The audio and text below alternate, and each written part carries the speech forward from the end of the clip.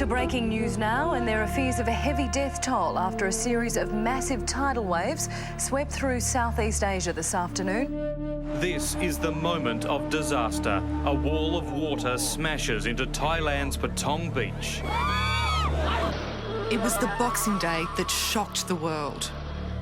The deadliest tsunami in history, roaring across the Indian Ocean and killing over 230,000 people in more than 10 countries.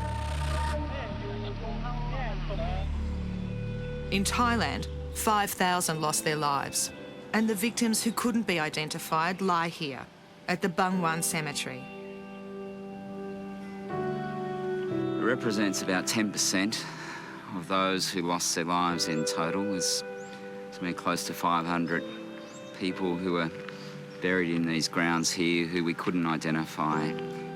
Former policeman Peter Baines was a key member of the international team of forensic experts whose gruesome job was to identify bodies after the wave.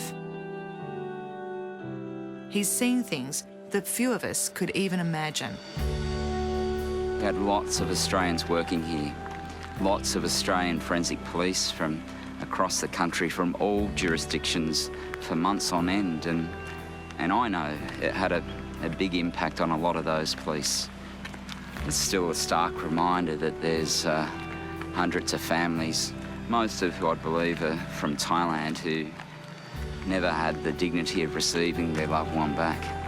10 years on, it's still a tough place for Peter to visit. The Australians work so hard.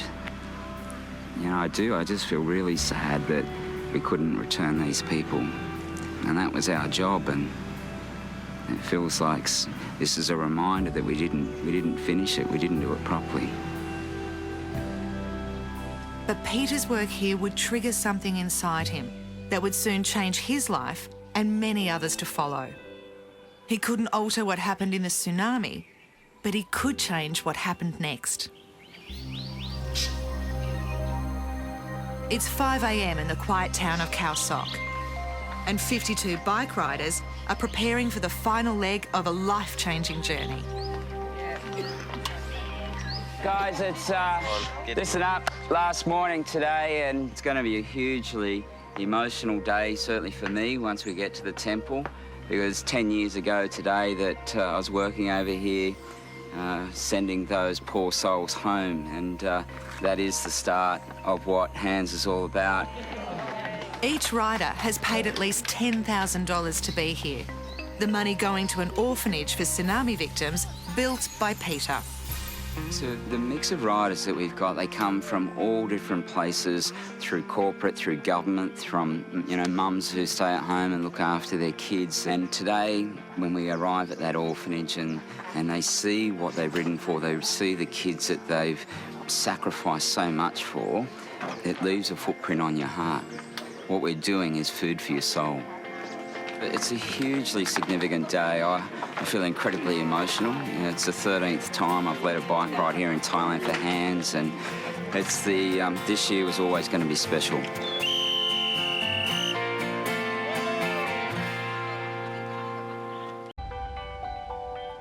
Former forensic policeman Peter Baines endured incredible hardship identifying bodies after the 2004 tsunami.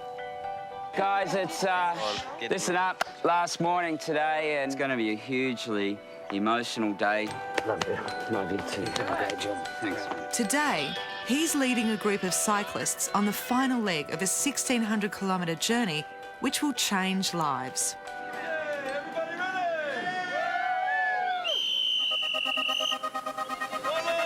Each rider has paid at least $10,000 to be here. The money going to the tsunami orphanage, which they're riding to today. Yeah, it's just the emotions building. You know, as the closer we get to the kids, you can see it in the group. Everyone lifts, rides a little bit faster. It's like they got the wind behind them. Along the way, they've visited other orphanages also set up by Peter. And together, they've raised over $1.5 million this year alone. So a short run in and it'll be good, real special.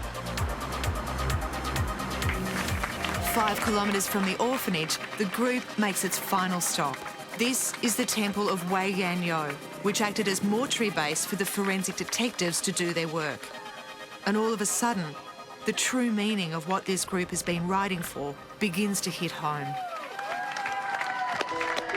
It means a lot being here where Pete first came and knowing the story. You know, he could have never unseen what he saw. So for us it means a lot, and it's an absolute honour and privilege to share this with him and each other. It means everything. Peter's son Jack has done the ride with his dad every year since he was 12. Oh, Dad's been great. He's looked after everyone. He's led the group so well. Yeah, I love him. You know, this is, you know, one of the most important parts of Thailand. It's, you know, where the journey of so many people, families, ended years ago. And from that, Kansas grown, and, you know, there's been a lot of wonderful things to come from it. But, you know, the memories and what this place represents for me is, it's never far away, and as I know it's for the Thais, that it's just, yeah, it's a special place, a special day. But as emotional as this is, the group still has 5 more kilometres to get to their final goal, the orphanage. After riding 1,600 kilometres across the Thai country raising money, former forensic policeman Peter Baines is visiting the orphanage his hard work has helped pay for. Following the 2004 tsunami, Peter set up the charity that built this orphanage. How are you? I'm fine. Yeah, we're fighting the children. Yeah. The first group of children moved in less than a year after the wave hit.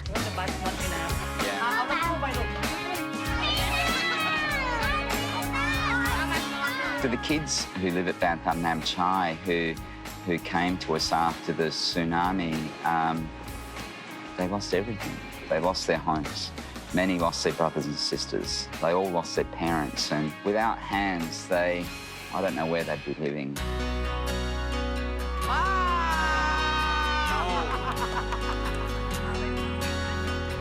When we started, we had 32 kids that were living here, and very quickly those numbers doubled, and now, 10 years on from the tsunami, thanks to the support of so many Australians, we now have over 100 kids here. And many of them have left and gone on to other things, and as you can see from the ages of the kids, many of the kids that we've got here now weren't even born at the time of the tsunami, but the need continues. The first building over here is the, on the far right, is the first home we built. Then the home just behind this building here is the second home, and upstairs is the bedrooms for the kids. So downstairs is a bit of a communal area where visitors are welcomed and greeted into here, and over here on the wall we've got the gloves that represent the first ride in 2009. They're happy homes. They're filled with light, they're filled with colour, and thanks to the gorgeous staff we have, they're filled with love. Sawadee Kap. Sabadi Mai. This is the girls' home, and you can see how beautiful and clean all the girls keep it.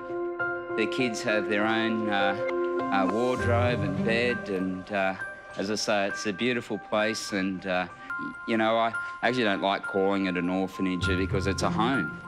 You know, it's a home that just has a lot of children. That's all it is, so.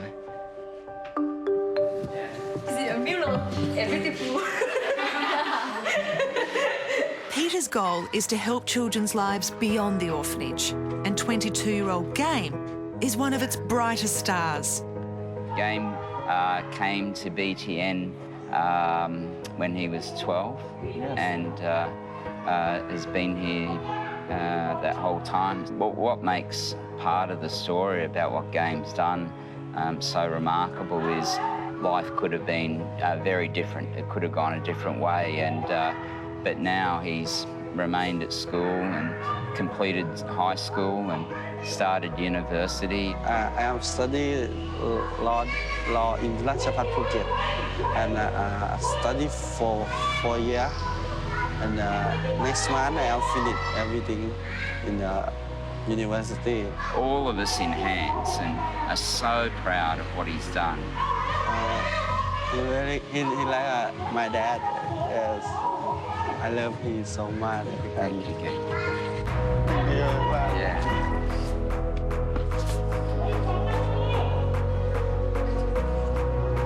You okay? Yeah, you did. really happy. I know. ชอบไหม